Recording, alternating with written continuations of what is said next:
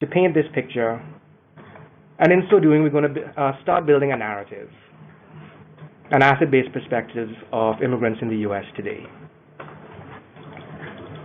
It is hoped that you will not only develop a good understanding of who the immigrants are, but also help to perhaps reframe the narrative on immigration into something that's more positive and more truthful. Immigration, of course, has been perhaps the most integral aspect of U.S. history. We are the world's leading destination for immigrants. What may come as a surprise, however, is that the immigrant share of population today is not the highest it has ever been. The number is certainly higher, about 40 million, but a century ago, immigrants accounted for about 15% of the total population. Today's immigrant share is actually comparable to that of 1860. The fastest growing immigrant group today is Asian. The trends have shifted from the south to the east. There are more immigrants coming from China and from India than coming from Mexico. It's important for us to understand that. How is it possible? Well, the overall immigrant population has increased, of course. The unauthorized population has actually decreased and bottomed out. Unauthorized immigration flows have fallen to their lowest level in at least 2 decades. That's by about 1 million since 2007. There were increases in unauthorized immigrants in just 7 states, but decreases in 14, and it will come as no surprise that Alabama and Arizona led the pack. Today, the significant Latino population has certainly taken root.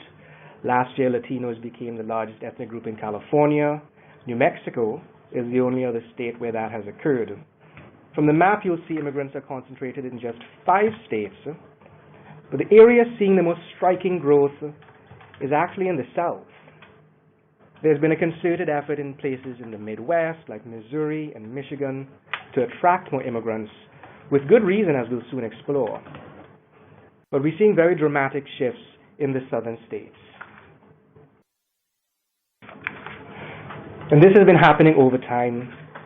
America's history has been one of constant waves of immigrants, and this has again been probably the most integral aspect of our history. America attracts people with a burning desire to create better lives, who took great risks to come here, escaping famine and war and persecution and starvation. That has been a recurring theme. And arguably, it is that spirit, that drive, that diversity that has been probably the key to America's strength and its advantage. But with each wave comes a backlash. America as a home for old immigrants, but not the new ones. We've seen it before with the Irish, the Italians, Jews, Eastern Europeans, now the Mexicans and Central Americans. And with each backlash comes misinformation, stereotypes, prejudices. Sound familiar? Who does this land really belong to? Who has a right to claim stake? Where are the immigrants today coming from? From just 0.6 million in 1960, 28% actually now come from Mexico. That's almost 12 million. Followed by China, India, the Philippines, Vietnam. Canada is actually 11th, and yes, Canadians are immigrants too. And what do they do when they come here? They work. Most immigrants come to the U.S. in their prime working age. They intend to work. They intend to make a better living than they could in their native countries. So that belly you see there in the pyramid clearly shows an outsized share of immigrants in that working age category. And again, outsized compared to 13% of the population. In the past decade, immigrants were actually responsible for more than half the growth in the labor force. And this is something that America needs. As it is now, the status quo is unsustainable. 10,000 baby boomers are going on Social Security and Medicaid every day between now and 2030. Today's youth are paying taxes to support a level of benefits for today's seniors that they have no realistic chance of receiving when they become old if things remain the same. Look at this. In 1950, there were 16 workers for every beneficiary. In 2010, 3 workers for each person in retirement. Looking forward, By 2030, nearly 1 in 5 U.S. workers will be foreign-born. And speaking of baby boomers, who's going to take care of them? Immigrants fill critical job vacancies at both the high and low ends of the healthcare spectrum. Our own research in Massachusetts found that immigrants make up 51% of medical scientists, 33% of nurses and home health aides. And this is not unique. In Wisconsin, there are almost 20% of physicians who graduated from foreign medical school. In Michigan, it's 29%. The facts are baby boomers are aging and need more care. The Affordable Health Care Act will increase demand, and a diversifying population needs increased cultural competence in health care. Healthcare is expensive. Who's paying for it? A range of studies have found that immigrants pay between $90 and $140 billion a year in taxes. And when it comes to undocumented immigrants, they've paid about $11.2 billion in taxes in 2010. So the myth that immigrants don't pay taxes doesn't really pan out when you look at the data. The IRS wants tax revenue for everyone who's here, however they can get it. But going back to this trend of outsized labor force participation, it does beg the question, do immigrants take away jobs? Firstly, native-born workers and immigrant workers tend to possess different skill sets that complement one another.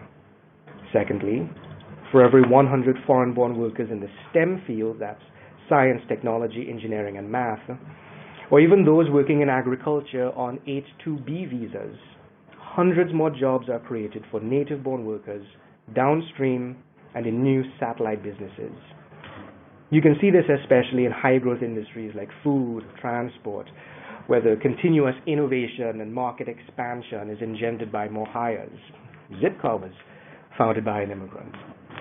Thirdly, immigrants' purchasing power helps expand local economies. Immigrants aren't lucky enough to be able to have their parents' house and a used car and furniture. They come here with a suitcase or two. They have to buy everything anew. And finally, immigrants are more likely to start a business, which of course creates more jobs. That strong desire to create a better life, the act of migrating, is itself entrepreneurial. Immigrants own 18% of small businesses, again, an outsized share compared to their share of population. And what are the job creators in this country? Small businesses. Even during the recession, immigrants increased the rate by which they started businesses by more than 50% and are now more than twice as likely to start a business. This is nothing new. It's been a trend throughout our history. Some of America's most iconic brands were founded by immigrants. Think of Budweiser, Levi's, Kraft, TJ Maxx, Big Lots, Google, Yahoo, eBay. The list goes on. And entrepreneurship is really the best way to show that immigrants are assets. It's indisputable, incontrovertible. The evidence is there. And this is one model that we found to help frame the discussion on immigration by looking at immigrant entrepreneurs. Of course, we know about all the high-tech people, Sergey Brin, who founded Google, the founder of LinkedIn and Yahoo. 3/4 of patents awarded to the top 10 patent-producing universities had at least one foreign-born inventor. The foreign-born also have an outsized share of America's Nobel Prize winners, 56% from Columbia University, 42% from Princeton, 32% from Harvard. Look at the graph here. California is most represented. California also has the largest immigrant population. It will come as no surprise that California's immigrants have actually started 52% of Silicon Valley's technology companies. And they found technologies that improve our lives. I mean, come on, what would we be without Google? Immigrants also have a very strong desire to grow, to hire more workers, to expand into niche markets. And that's why you find them concentrated in fast-growing industries. In fact, immigrants start more than 1/5 of all businesses in 7 of the 8 sectors of the economy that are expected to grow the fastest over the next decade, including healthcare, leisure, and hospitality. In so doing, they strengthen local economies by expanding their businesses and increasing the skill sets of their employees. One of the winners of our Immigrant Entrepreneur of the Year awards, a guy from Grenada called Fitzroy Alexander, founded a commercial bakery in Lynn, Massachusetts. He hires from the community. At one point, he had 25 different nationalities working for him. He gives them free English classes on site, developing their skills from within, hiring from within, allowing them to, whether they stay in that job or not, develop skills that will help them in the long run, get better jobs, pay more in taxes, and become more productive members of their community. And finally, Main Street, neighborhood businesses, mom and pop stores. When we talk about immigrant entrepreneurs revitalizing neighborhoods and main streets, we are showing that whereas immigrants first move into blighted neighborhoods because the rents are cheap, and of course this is not something new, they open up businesses because they have to, because they don't have the goods and services there that they would like or that they need. So they open up grocery stores, restaurants, taxi services, cleaning services, nail salons. And in so doing, over time, they make the area cleaner, safer, more attractive to customers, and more livable. Again, these things don't happen overnight, but the proof is everywhere. Look at the 9th Street Italian Market in Philadelphia or the North End in Boston. The Fiscal Policy Institute actually found that immigrant business owners were responsible for all the net growth in Main Street businesses over the past decade. They're revitalizing Main Streets. They're bringing people from outside the community to their neighborhoods. They're providing needed goods and services. And they're helping to reverse population decline in places like, let's say, Nashville and the Twin Cities.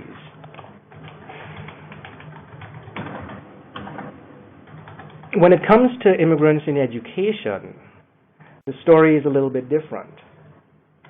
As we saw, they are concentrated in the working age category, so you're not going to find a high percentage in pre-K or in elementary school.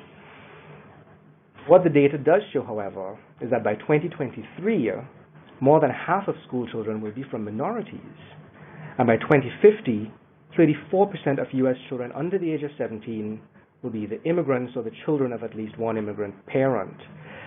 In certain parts of the country, you're seeing very dramatic changes at certain levels of education as refugee resettlement takes place, or in the South, which has become a gateway for immigrants.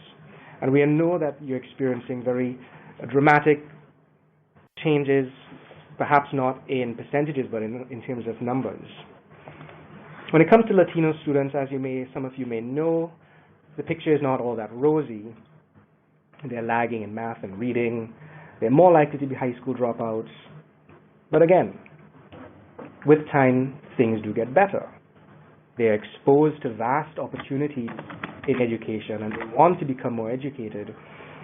So it's good to know that Pew Research has revealed that Latino high school dropout rates are decreasing, that among recent high school grads, the Latino college enrollment rate now surpasses that of white students.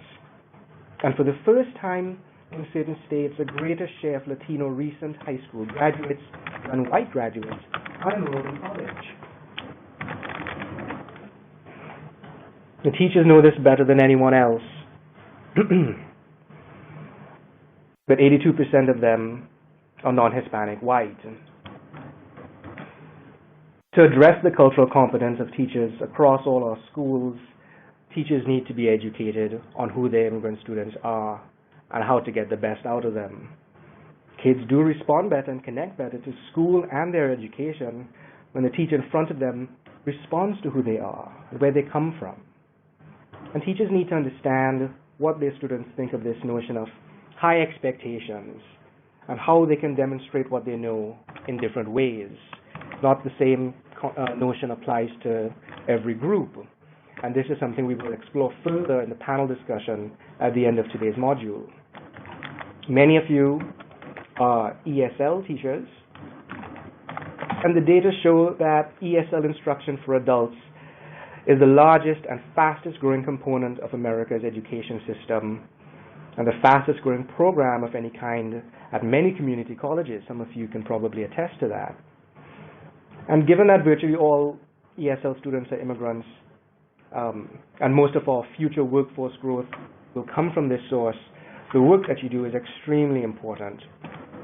And speaking of immigrants in the workforce, it's a little bit disturbing to know that 1 in 10 working age adults is considered limited English proficient, or LEP. That they, as a result, earn far less than their English proficient counterparts. And they don't just live in the big metro areas. There's a lot of fast growth in smaller areas in places like Cape Coral in Florida, for instance, Indianapolis and Omaha. At the other end of the spectrum, however, and this is something that we've spoken about a lot, that immigrants are highly represented in our universities, at the bachelor, and especially at advanced degrees like doctorates. More immigrants than native born have advanced degrees, especially PhDs. I mean, did you know that in Kansas, 77% of engineering PhDs went to immigrants?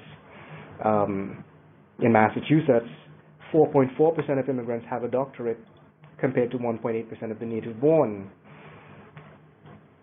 And I have to mention one more point on education, which is about Mexican immigrants. The standard bearer for education, people generally think of, if you look at a particular group of who's succeeding in education, they think of Asians. Some interesting points. In terms of immigrant groups, African immigrants actually fare best in education. But if you look at the rate of educational attainment, Mexican Americans actually do the best. And that's because you look at where their parents have come from and the kind of level of education that they have compared to their children. They may not have gone to college. They may not have finished high school. They may not have gone to high school. They may have absolutely no formal education. And yet their children are grasping the opportunities given to them here in the United States. It takes time. This has been the story over generations. But things do get better. And tying in all these strands of entrepreneurship, labor, education, we're going to show you the Tejeda family and listen to their story just for a little bit before we move on. Their story is one of resilience, is one that espouses American values, and I'd like for you to reflect on it a little bit as they tell their story.